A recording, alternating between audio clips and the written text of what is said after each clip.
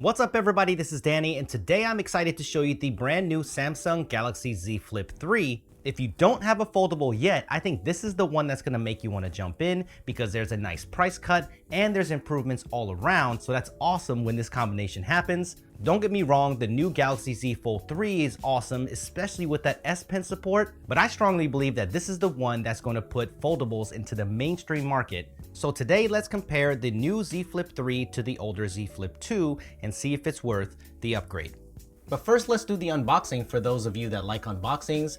And here's a look at the box. Galaxy Z Flip 3 5G on the side, and whatever color you get will be matched with the logo on the outside. So let's take a look inside. You get the flip itself, and I have the cream color here, which is kind of cool. And then you get some paperwork here, but they don't keep it thick, so this is not good bathroom reading. And you get a USB-C to USB-C cable, and that is about it. So no charger in the box for those of you that were wondering. So let's go ahead and jump right into the comparison because there's a lot to go over. We'll start with the physical differences. They are roughly the same size, but there is an updated design. You can look at this one as a small refinement everywhere. It's just a little more compact and slightly thinner all around, but side by side, you can tell that this is a next generation device. They are both made of aluminum, but the new Z Fold 3 has armor aluminum, which is supposed to be stronger. The outer glass is now Gorilla Glass Victus, which is great since that's more durable. What blows my mind is that the Z Flip 3 is IPX8 water resistant, even with the hinge and the folding screen, which is incredible. I think this is a world's first. What's interesting is that Samsung explained that water will probably get into the hinge. There's really nothing they can do about that, but all the internal components are membrane sealed, so it should survive if it dips into water. The thing that you will notice right away is the 4 times larger cover display, so you can see a lot more information. My biggest gripe with the Z Flip 2 is basically how useless this cover display was, but Samsung really listened with the Z Flip 3 because it's much bigger and you can see up to 4 lines of notifications on the screen, and you can scroll to keep seeing more.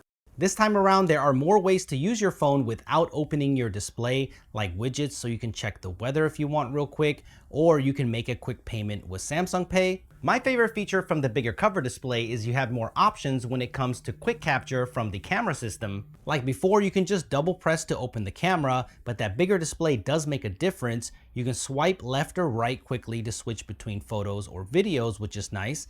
And if you swipe up or down, you can quickly change between the ultra wide and the main camera, which is awesome. And with video, you can just tap the screen to start recording. So I can see this being big for vlogging, and I can't wait to use this.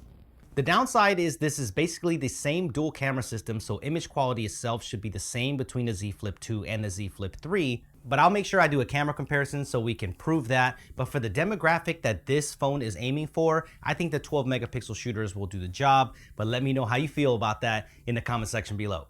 Another big improvement is in the display. Even though that these are the same exact displays as 6.7 inches with full HD plus resolution, the Z Flip 3 has a faster 120 Hz adaptive refresh rate, so everything is going to look smoother and feel faster with the newer Qualcomm Snapdragon 888 processor with 8 GB of RAM. Compared to the Z Flip 2's Snapdragon 865 series, it will have that extra horsepower that you may or may not need. And the Z Flip 3 is 5G ready with millimeter wave support, so that's a big deal for this small form factor, where the older Z Flip 2 was limited to sub 6. And watching content should be so much better on the Z Flip 2 because this year there are stereo speakers instead of the single speaker we got with the Z Flip 2. So in terms of an upgrade, this phone is looking good all around. Even though that this phone may not be for everyone, if you're more of a power user, then you may want to go with the new Galaxy Z Fold 3. But fashion forward is definitely what Samsung is going for with the Z Flip 3, and I can't hate on that at all. The new ring grip and strap cases look really great. I can see why people would be drawn to this. You can even customize the cover displays to match. Lots of fun colors and designs. Even the phones themselves come in tons of colors. The standard is cream, black, lavender, and green. But you can also get more Samsung.com exclusive colors like this white one. Let's be real, this is the Stormtrooper version. And there's also a pink and gray as well, so you have lots to choose from. If you already have a Z Flip 2 or a Z Flip 2 5G, then you have to think about what all these small improvements mean and if it's going to actually affect your everyday use and how important they are. They all might be small, but they do add up. You get a bigger cover display, and I think that'll be a big one for most people. You do get a faster processor and a faster refresh rate on the main display, which will make it feel faster and fresher. You get better build quality all around, and you do get water resistance as well. So combine that with the new looks and accessories, and that might be a no-brainer of an upgrade.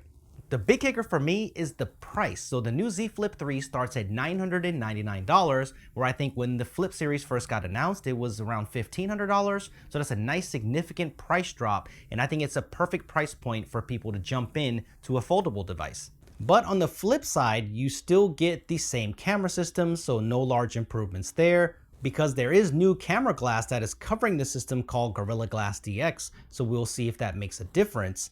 You still get the same battery size at 3,300 milliamp hours, and you're getting the same size display, so if those improvements don't matter to you, then the Z Flip 2 is still plenty good. So I want to know what you think.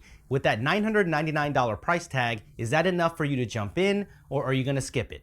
Pre-orders go live August 11th, and it will be available August 27th in 128 gigabytes or 256 gigabytes. I want to know what you think. Hit that like button if you enjoyed this, and subscribe for a lot more coverage on these phones, and I will see you in the next one.